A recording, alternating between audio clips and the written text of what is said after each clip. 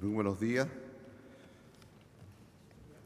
Quiero en primer lugar celebrar esta cuarta iniciativa sobre el Congreso al Futuro, que ya se establece como una tradición, espero, en lo que es este verano santiaguino, como nos recordó nuestra alcaldesa Carolina Toá. El poder a un clic es un tema muy amplio, pero lo que quisiera hacer es un ejercicio con ustedes de qué ha significado la tecnología y sus avances respecto al tema del poder, entendiendo como poder la voluntad de poder imponer determinados puntos de vista, ya sea por la fuerza, que no es muy civilizado, o de una manera más civilizada, que es a través de un sistema democrático, a través de todos sus ciudadanos. Pero el poder siempre ha sido conocimiento. El poder se ha ejercido a partir de determinadas técnicas. Si nos remontamos apenas 4.000 años atrás, en tiempos de Egipto y la civilización egipcia, con los faraones, bueno, ellos diseñaron un modesto instrumento, el nilómetro. ¿Qué es el nilómetro? Es un pozo grande, profundo, a orillas del Nilo. La agricultura egipcia, de lo que hoy es Egipto, dependía de cuán grande venía el Nilo y cuánto el Nilo se extendía hacia las tierras aledañas al Nilo. Si venía mucha agua ese año, se anegaban muchas tierras y la cosecha era muy grande. Venía poca agua, cosecha pequeña, producción pequeña. Entonces, ¿cuál era el propósito del nilómetro, este pozo que se hacía a orilla? Ver hasta dónde había subido el Nilo. Y según cuánto había subido el Nilo, eran los impuestos que se le cobraban a los agricultores según la cosecha hubiera sido buena o mala. O sea, había un instrumento muy modesto que era hacer un pozo para medir la magnitud de aquello. Entonces había una relación entre ese pozo, la producción agrícola y la capacidad del faraón de decir hay que pagar tanto impuesto. 4.000 años atrás.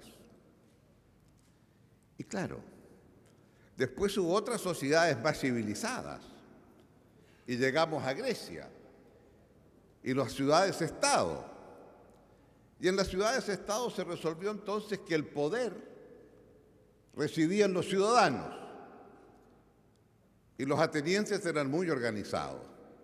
Por supuesto, el poder eran los ciudadanos y ciudadanos solo eran los varones. No era políticamente correcto en el día de hoy, ¿verdad? Segundo, solo los ciudadanos libres, porque una buena parte de los ciudadanos en Atenas eran dos. Y como eran tan pocos, se juntaban en la plaza y los ciudadanos discutían los temas y elegían sus autoridades. Eran deliberativos, todos deliberaban con todos se escuchaban con todos. No había un líder que da sus brillantes ideas, ciudadanía que escuche y aplaude y vota. No. Todos hablaban con todos. O sea, era una democracia participativa, porque todos participaban, entendiendo por todos esta forma de definición. Y, por cierto, deliberativa, porque en la plaza hablaban todos y tomaban la decisión. Era una democracia directa.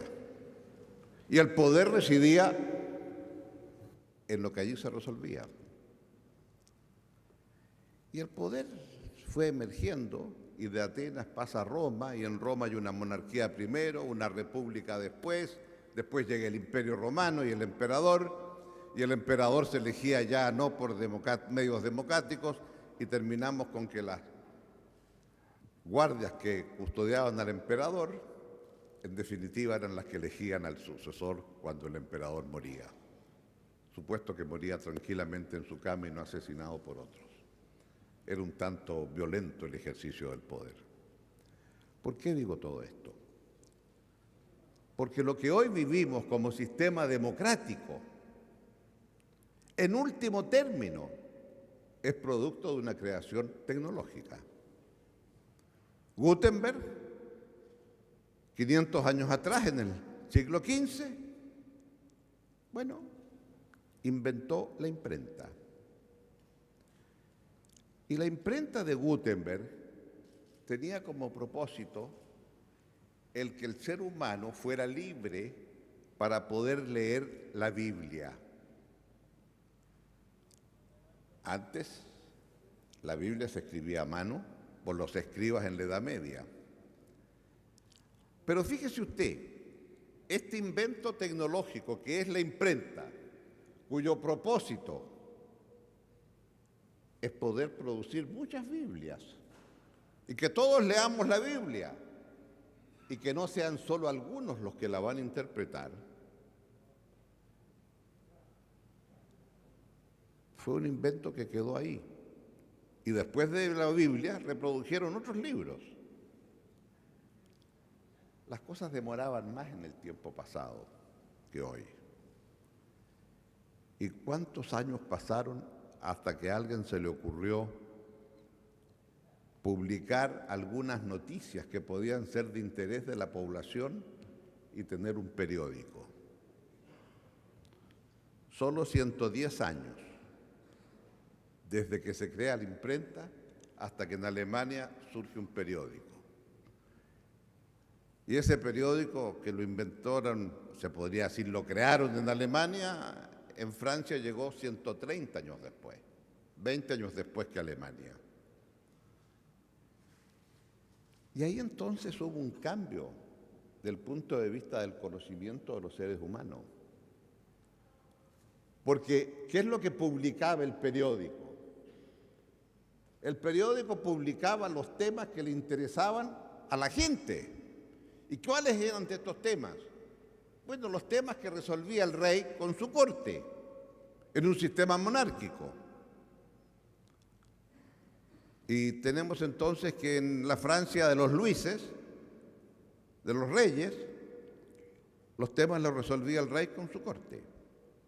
Y comienza entonces el periódico a existir como un instrumento que circula de mano en mano, de persona en persona, siempre y cuando usted supiera leer. Ahora, una vez que existe este instrumento llamado periódico, que nos parece tan normal hoy, algunos filósofos, en Francia especialmente, empezaron a pensar, pero a ver, ¿en qué mundo vivimos? Ahora todos nosotros sabemos cuáles son los temas que nos importan. ¿Y por qué si todos sabemos los temas que nos importan y tenemos alguna idea sobre cómo deber arreglarse estos temas? ¿Por qué lo resuelve el rey con su corte? Y no me escuchan a mí que leí el periódico, tengo una idea. Y eso es lo que significa, en definitiva, los filósofos, especialmente los franceses, un Montesquieu, un Rousseau, un Voltaire, que, claro, que esto ocurrió 100 años después del periódico. O sea, ¿por qué hubo una imprenta 110 años después un periódico? ¿Por qué hubo un periódico 100 y tantos años después? Unos filósofos dicen, ¿y no sería más lógico un sistema democrático? En que la ciudadanía que lee y que sabe los temas que hay que discutir y tiene ideas, resuelvan lo que hay que hacer. Y el rey sí es muy importante, pero no tan importante como para que él resuelva todo. Y usted termina entonces con un sistema en donde en último término, claro, el sistema parlamentario que tiene su origen primero que nada en Inglaterra, claro, es cierto. Y allí entonces, usted podría decir que fueron los ingleses los que hicieron la primera revolución 100 años antes que los franceses. Podemos debatir un tanto, pero lo que está claro es que hubo una tecnología que permitió establecer la democracia. Y eso entonces, claro, uno podría decir sí.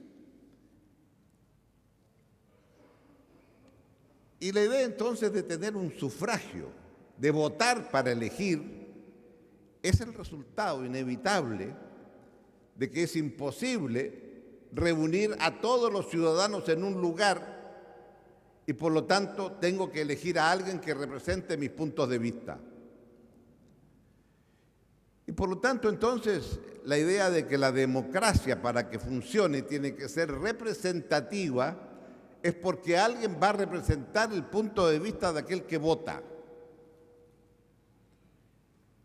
Y en Grecia era deliberativa y participativa. Deliberaban y participaban todos. Aquí va a tener que haber una democracia que elige representantes. Y Montesquieu estableció los poderes y está el poder ejecutivo, legislativo, judicial, el ejecutivo el presidente, el legislativo que legisla, el judicial que hace justicia. Y la independencia de estos poderes uno de otro. Y empezó entonces después a organizarse la ciudadanía en torno a partidos políticos que ellos eran aquellos que tenían un pensamiento similar sobre ciertos temas. Y cuando hay que hablar de economía, cuando hay que hablar de educación, etcétera, hay distintas ideas.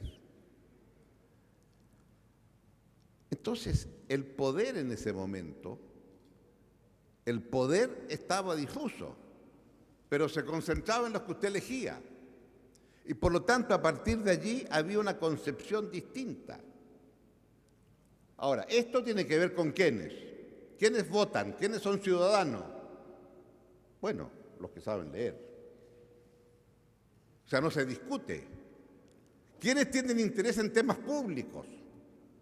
Bueno, los que tienen alguna propiedad. Entonces, para muchos había una suerte de voto censitario.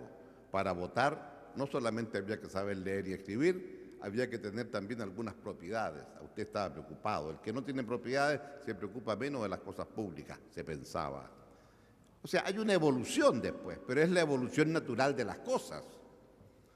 Y por tanto, las instituciones que hoy conocemos tienen su origen en esta tecnología. Muchos años después, en el siglo XX, aparece la radio. Y no cambia las cosas, porque la radio lo único que significa es que ahora, sin necesidad de saber leer ni escribir, basta con escuchar, yo también puedo tener idea. Y empieza a surgir la idea entonces de puede votar aquel que no sabe leer ni escribir, pero está informado por la radio. Pero siempre empieza a existir la idea que hay alguien que emite un mensaje y alguien que lo recibe. Cuando está solo el periódico, ¿se acuerdan ustedes de los tiempos antiguos en que los periódicos publicaban las sesiones de la Cámara de Diputados y las sesiones del Senado? Era la forma como se entendía que todos estaban informados de cómo actuaban sus representantes. Y por lo tanto, cuando luego aparece la televisión, lo único nuevo que ocurre es que usted conoce al instante el rostro de aquellos que lo están interpretando.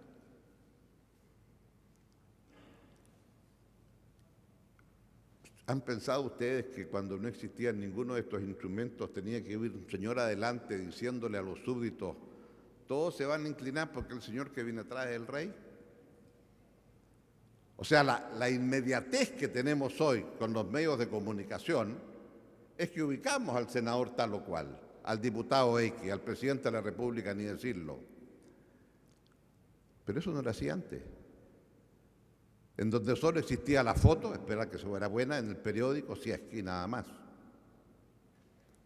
Por lo tanto, lo que quiero decir con esto es que han habido grandes adelantos tecnológicos, como es la radio y la televisión. La televisión implica que hagamos un foro, hagamos un debate, pero el foro o el debate normalmente es entre los líderes de opinión. Y entonces usted podría decir que en una democracia clásica, la que hemos conocido hasta la televisión, es una democracia en donde lo normal es un líder que emite opinión, una ciudadanía que escucha y que vota. Bastante alejado de la Grecia de Pericles, donde todos hablaban simultáneamente. Este tipo de situación, lo que cambia es con el clic. Y por ello es este largo recorrido para decir que ahora lo que tenemos ante nosotros es una situación absolutamente distinta. Porque cuando a finales del siglo XX aparece Internet y todas las tecnologías de información y conocimiento, a partir de ese momento se produce la inmediatez en donde todos volvemos a estar conectados simultáneamente con todos. Y en donde lo que ha cambiado es que teóricamente hoy todos podemos decir que hemos vuelto a la Plaza de Atenas. Con la diferencia que en la Plaza de Atenas discutían 100, 200 personas y aquí somos, en este país, 14 millones de ciudadanos. Pero la diferencia está en que la democracia clásica, salvo que usted mandara una carta al director del periódico o que la radio decidiera entrevistar a un editor cualquiera, o que la televisión resolviera, vamos a invitar a alguien del público también a participar de este programa, el ciudadano común y corriente no tenía cómo expresar su opinión. Y hoy día, en menos de 20 años, este interesante seminario seguramente de 4 días se está transmitiendo y por lo tanto mientras se está transmitiendo yo me figuro cómo estarán los clics y los Twitter diciéndole cosas al señor Lago, ¿verdad? Directamente. Y hemos estado en más de un lugar, ¿verdad?, en donde simultáneamente con lo que usted está hablando le ponen al frente una pantalla en que están llegando los Twitter. Y a partir de ese momento usted ya no sabe si seguirse refiriendo a la audiencia que está aquí escuchando o empezar a responder los Twitter que le están llegando. Cambió el mundo demasiado rápido.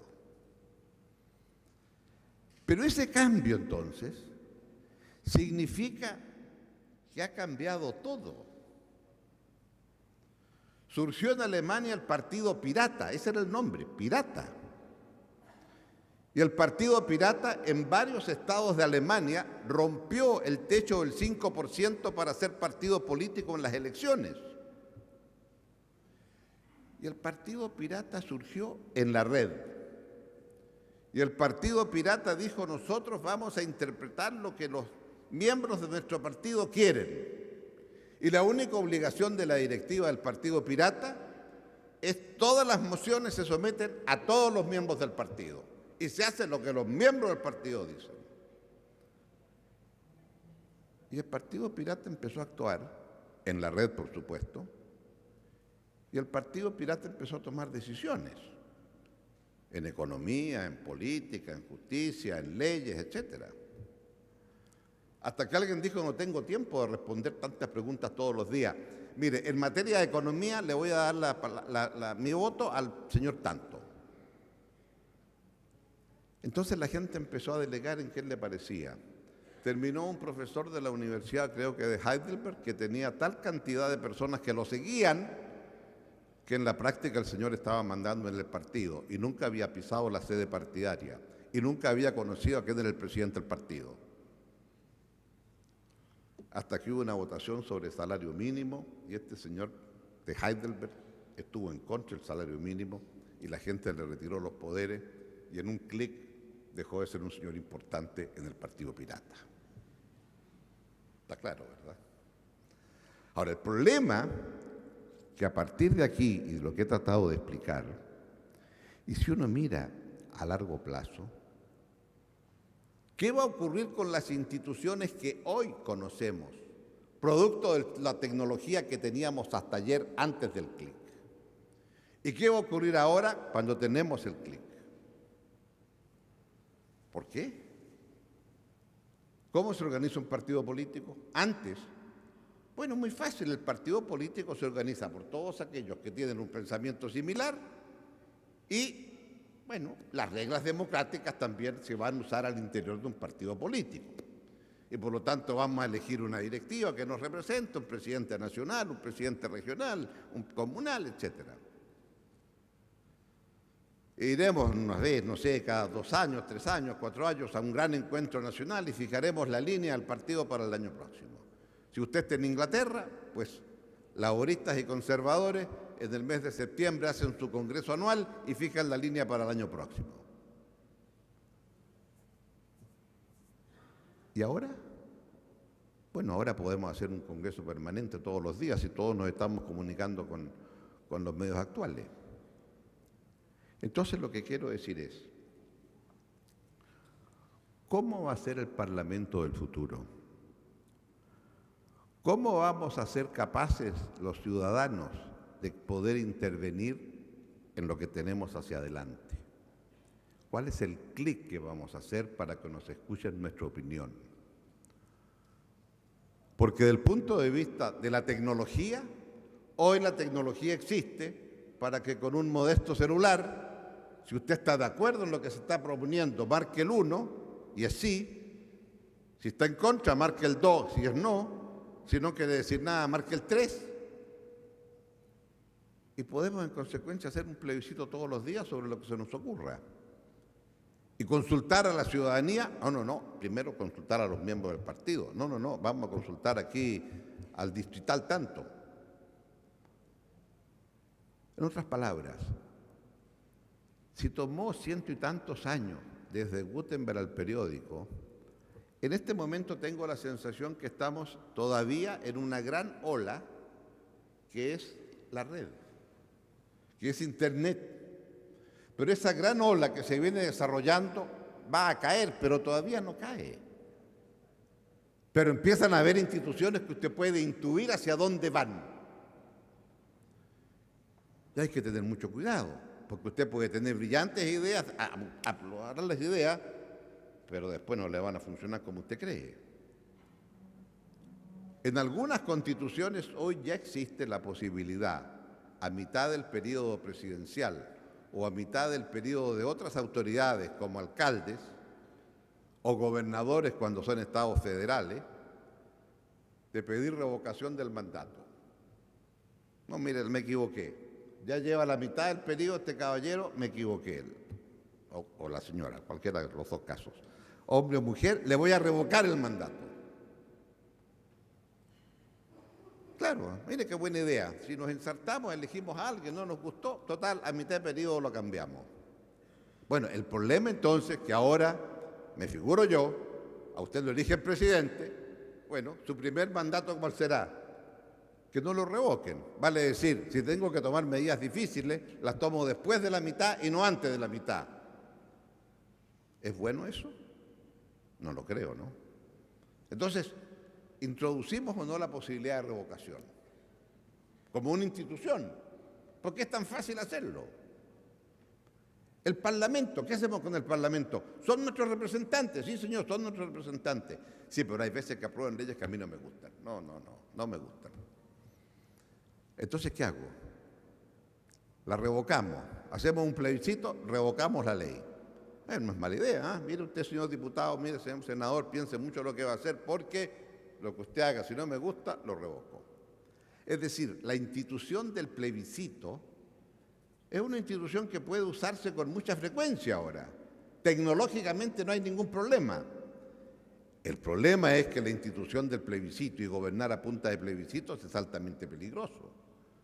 Basta un demagogo que hable un poquito mejor y ¿a dónde nos conduce? Esto es, si usted quiere establecer el plebiscito, establezca requisitos. Uruguay usted puede derogar una ley del Parlamento, pero para derogarla tiene que haber un número grande de ciudadanos que piden hacer un plebiscito y 2, para que el plebiscito valga, tiene que tener un número significativo de ciudadanos que participan en el plebiscito. Recientemente se planteó una determinada legislación, el resultado fue 80 contra 20, pero esos 80 contra 20 no fueron capaces que el plebiscito fuera vinculante porque el número de participantes en el plebiscito fue un número inferior de ciudadanos al que se requería. O sea, usted ha establecido una institucionalidad para dar participación y esa es la gran pregunta. Porque hoy día con la red es relativamente fácil convocar, informar. Porque a esto que estoy explicando, agréguele usted un segundo tema, que a medida que un país se va desarrollando, se va expandiendo el sistema educacional y a partir de eso entonces tiene una ciudadanía mucho más educada, pero al mismo tiempo, gracias a la red, mucho más informada. Y por lo tanto, una ciudadanía que va a demandar más porque tiene más información, va a exigir más de sus autoridades porque sabe más. Mira, a mí no me gusta este sistema. Cuando yo tengo y pongo plata en la AFP, hay unos señores que saben mucho y saben cómo manejar la AFP para que produzca buenas utilidades. Y compran un bono de no sé qué empresa y ese bono me da un 5% más inflación. Y si después yo voy a comprar algo en esa empresa o en ese mall o en ese retail y pago con tarjeta de crédito, ellos me van a cobrar inflación más 30. No me gusta. Cuando usted usa mi plata, me paga mi inflación más 5 y cuando usted me presta su plata para que yo me compre zapatos, me cobra inflación más 30. No me cuadra. Algo hay que hacer. Esa información que hoy día existe, antes no existía. Entonces, acá hay una confluencia de factores. De una parte está la tecnología, que es la red, pero de otra parte está sociedades que son crecientemente más ricas, que tienen más recursos y que tienen mejoras en distintos niveles. Y algunos ahí discutíamos ayer unos temas aquí sobre la emergencia de las llamadas capas medias, que demandan y exigen mucho más. Entonces, haga usted una conjunción de crecimiento económico, mayores niveles educacionales, una red que presenta, y entonces usted tiene situaciones en donde es muy fácil en un momento dado hacer convocatorias a multitudes. El problema de la red es que hay un momento en que en la red hay que verse las caras. Entonces, cuando usted tiene una gran demanda, dice, nos vamos a la plaza a protestar. Y la primavera árabe en su momento, ¿qué es lo que fue? Grandes protestas, pero al final todos terminaban en la plaza exigiendo. Pregunta entonces, ¿qué instituciones van a surgir para que de una manera civilizada la democracia, que por definición es representativa y deliberativa, es una deliberación de nuestros representantes, crecientemente se empieza a decir, sí, es que yo también quiero una democracia más participativa. Y las instituciones del futuro entonces van a decir que es representativa, que es deliberativa, pero ¿cuánto de participación? Y es cierto, es más fácil participar a nivel de gobierno local y del poder local y más difícil participar a nivel del gobierno regional o nacional.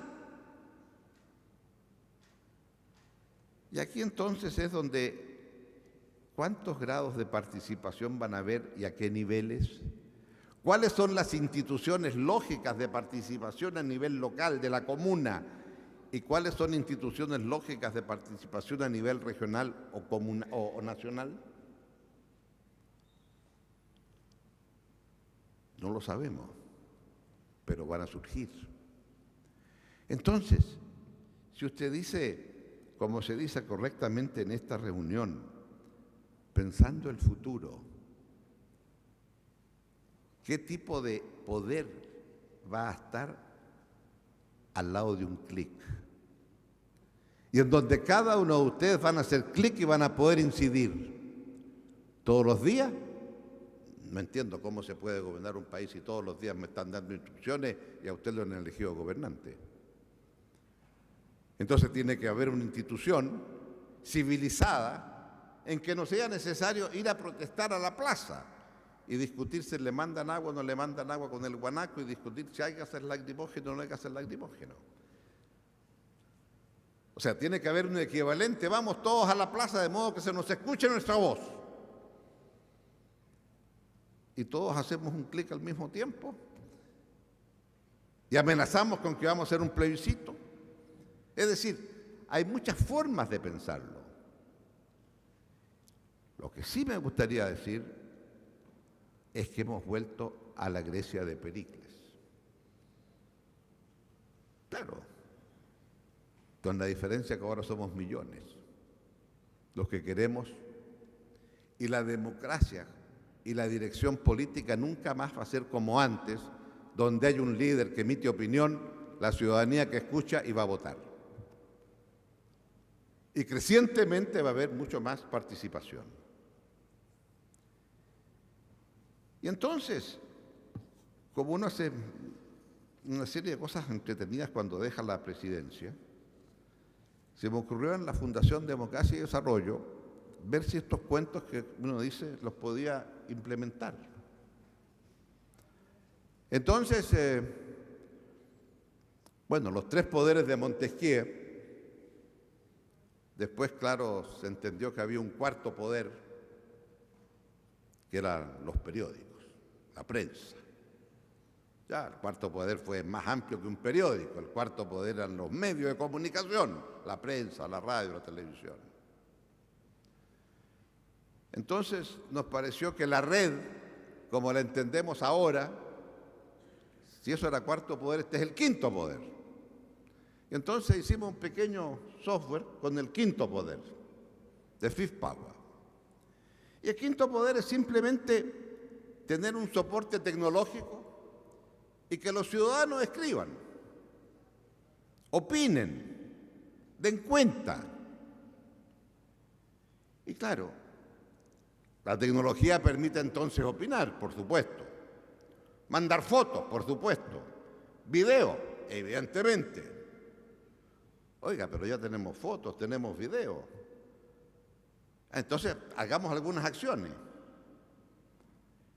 Hubo una muy pintoresca, ¿no? Los ciclistas. Hubo una discusión en el Parlamento que se discutía junto con la Intendencia y las autoridades si los ciclistas podían andar por la vereda o por la calle, cómo hacerlo. Y el resultado fue que se molestaron los ciclistas y llegaron 1.200 ciclistas convocados en 24 horas a la Intendencia de Santiago. La ley se dejó de lado inmediatamente. Tenían poder los ciclistas, 2.200, llegando a la Intendencia de Santiago. Pero el clic fue indispensable para convocarse. Entonces, acá hay un elemento de otra envergadura. Se nos ocurrió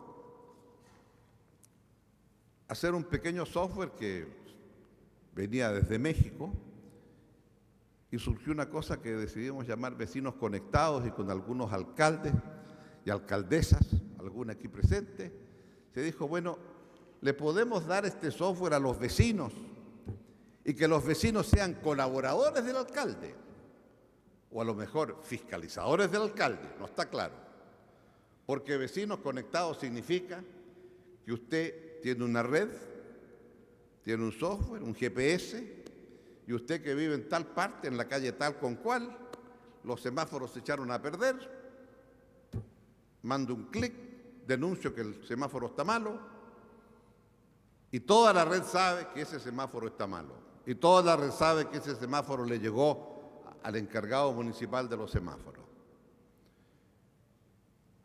Y todos van a saber cuándo fue la respuesta del señor alcalde o del encargado de los semáforos y cuánto se demoraron en arreglarlo. Le planteamos esto a varios alcaldes. Un alcalde fue muy honesto y me dijo, mire, presidente, me dijo, yo le acepto esto, pero solo para la basura. Solo para la basura. O sea, yo no tengo capacidad de responder si me reclaman que los juegos infantiles en la plaza del columpio se echó a perder, porque eso ya es otro lío.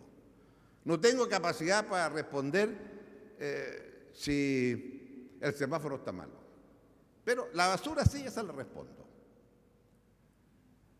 O sea, él acotó, porque se percató que este vecino era un colaborador del alcalde, ¿O era alguien que estaba denunciando las cosas que el alcalde incapaz no ha sido capaz de arreglar? ¿Ese vecino qué es? Es un ciudadano. ¿Y qué rol tiene? Oye, no le digo lo que ha pasado ahora, claro, que una cantidad de municipios están pidiendo yo quiero estar en vecinos conectados. Alcaldes que tienen iniciativa, otros no tanto, ¿no? Dicen, no, que no llegue eso por acá. Pero esa es una consecuencia de la red que antes no existía. Y en donde, claro, el tío que reclama por la basura, le saca la foto a la basura, a los tarros de basura que no se lo han sacado el carro. Y otros mandó a decir que en su casa lo que había era un botadero de basura. Y mandó entonces después, porque se le arregló el lío a la basura, un antes y un después. Después la basura estaba retirada, el alcalde quedó contento. Digo esto tan simple, pero estamos hablando a nivel local.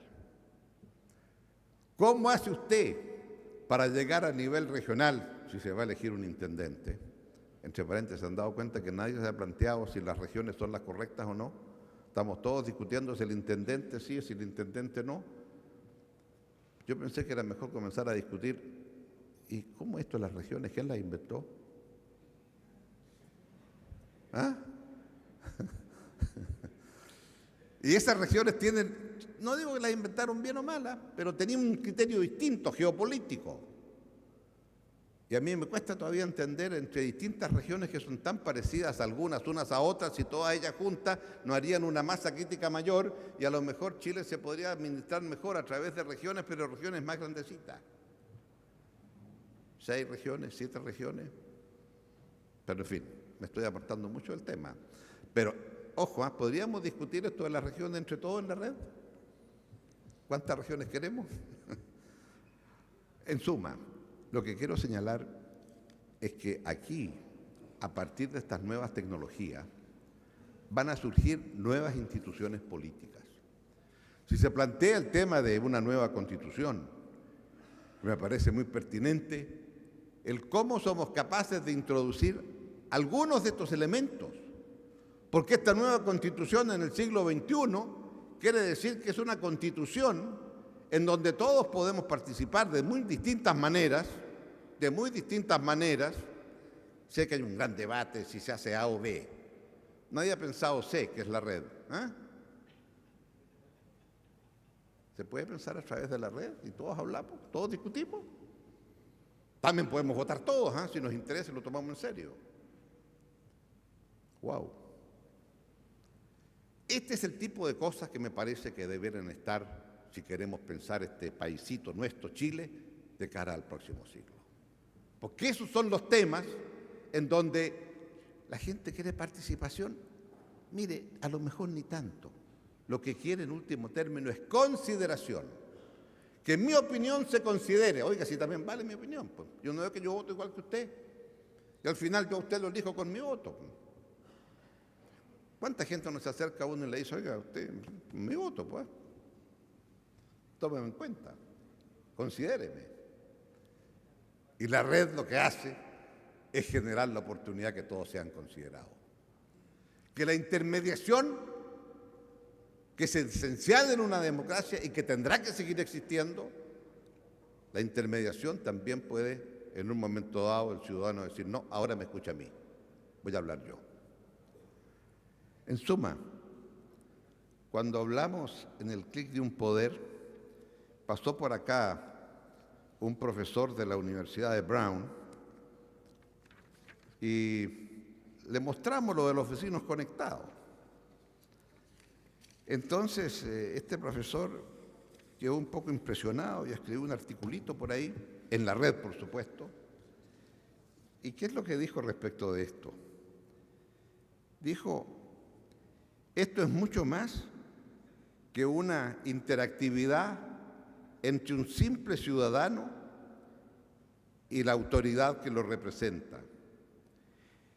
El que haya una red de estas características crea una vecindad, crea un efecto colectivo, haciendo que todos aquellos que están en línea participen también de las demandas para que las cosas se mejoren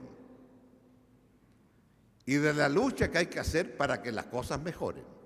colectivamente. Esta iniciativa crea varios públicos locales que son futuros ciudadanos y políticas líderes del futuro, que se están rearticulando en la teoría y en la práctica, y que también se conectan los distintos públicos. Este es un elemento, algo tan simple como decir juntémonos para ver si funcionan los semáforos o sacan la basura. Después de un tiempo, ¿y por qué no nos juntamos a pensar otras cosas? ¿Por qué no le pedimos al alcalde que nos consulte respecto al presupuesto por el año próximo? ¿Porque este alcalde le ha dado por pavimentar todo y se olvidó de las escuelas? ¿O solo se dedica a las escuelas y los hoyos en las calles son imposibles?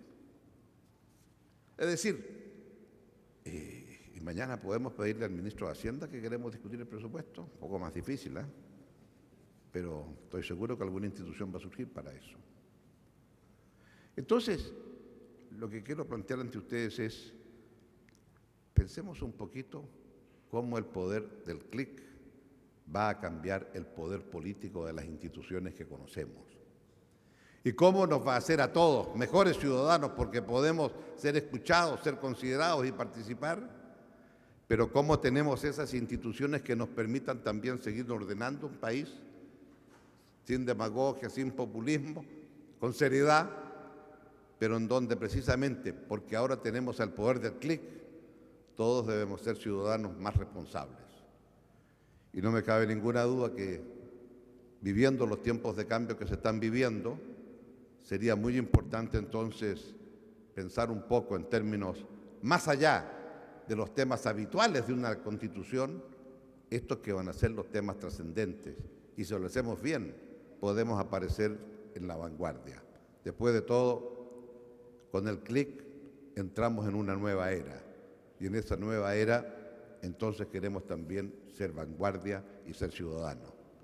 Y creo que en ese sentido, un congreso como este, en donde parte por el tema del poder y del poder del clic, nos está diciendo que buena parte de las deliberaciones posteriores para llevarlas a cabo de lo que se piensa en este congreso, también lo podemos implementar con un clic cada uno de nosotros, ciudadanos en este país. Muchas gracias.